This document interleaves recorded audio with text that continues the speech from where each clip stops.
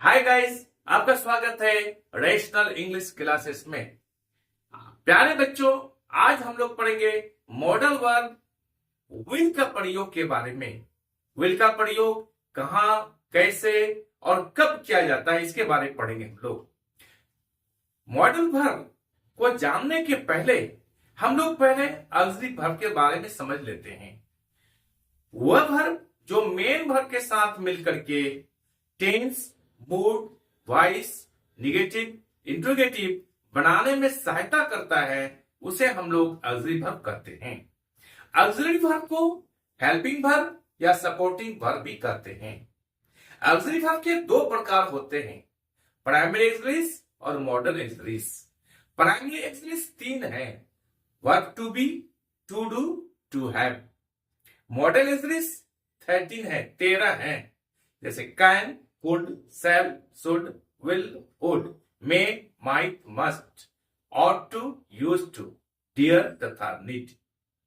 अब हम लोग पढ़ेंगे मॉडल वर्ब्स विल का प्रयोग के बारे में।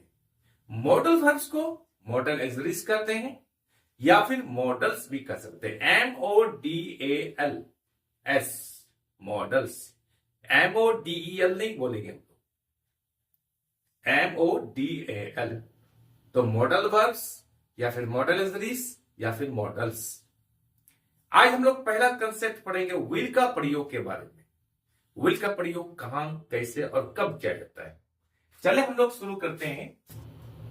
एक नंबर पढ़ेंगे हम लोग यूज ऑफ विल। समझ गए?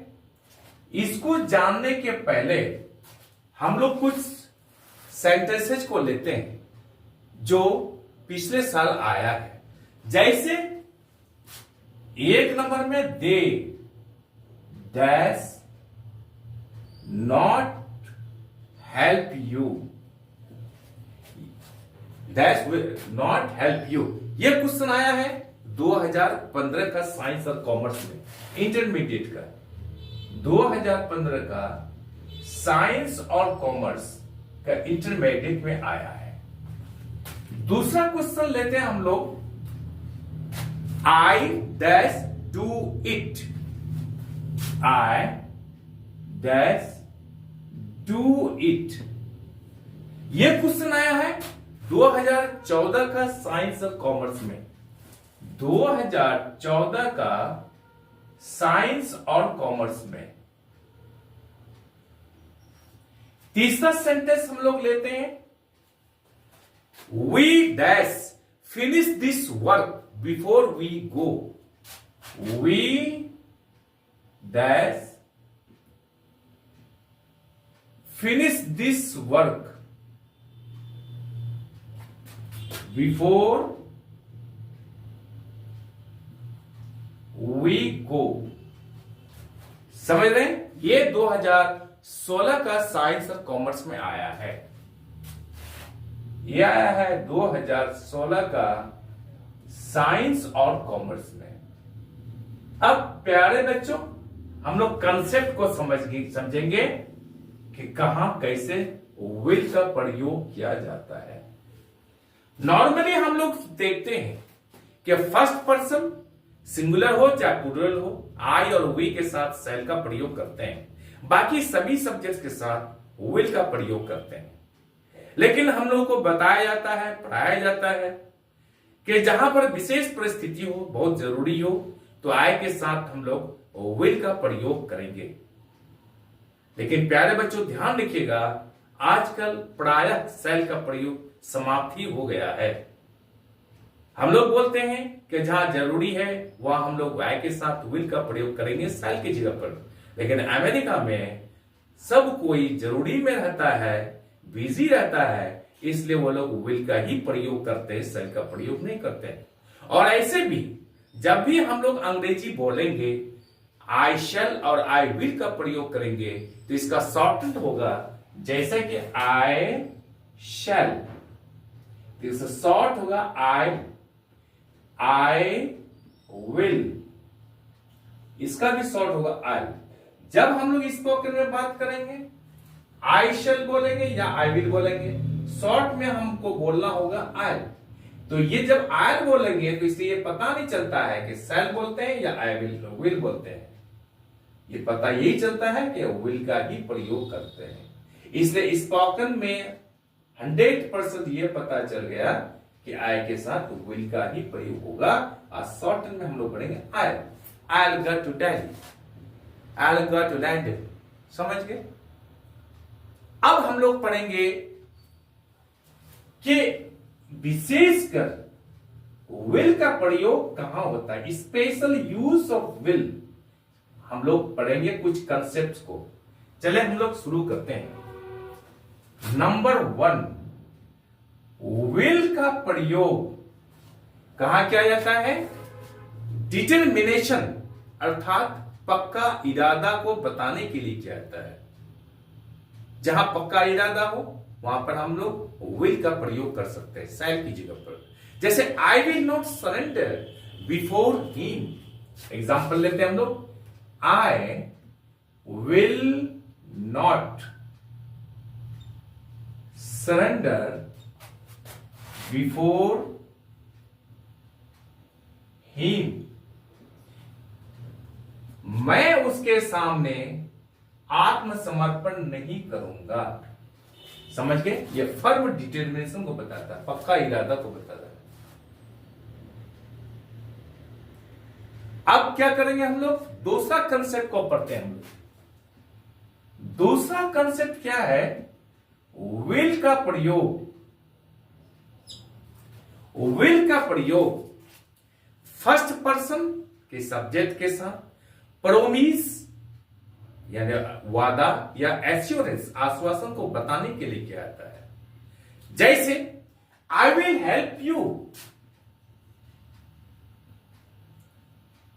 आई will help you, I will help you to do this work, to do this work. यहां क्या क्या? प्रोमिस अर्थात एश्योरेंस आश्वासन को बताने के लिए हम लोग यहां पर आई के साथ शैल की जगह पर विल का प्रयोग कर सकते हैं। समझ गए? अब हम लोग तीसरा कंसेप्ट लेते हैं। देखिए बारी बारी सभी कंसेप्ट को मैं समझाऊंगा और इसी में से एग्जाम में आएगा और सारा क्वेश्चन इसी से सॉल्व हो जाएगा। तीसरा हम लोग पॉइंट या कंसेप्ट पढ़ेंगे हम लोग कि विल का प्रयोग फर्स्ट पर्सन के सब्जेक्ट के साथ धमकी अर्थात थ्रेट को बताने के लिए किया जाता है।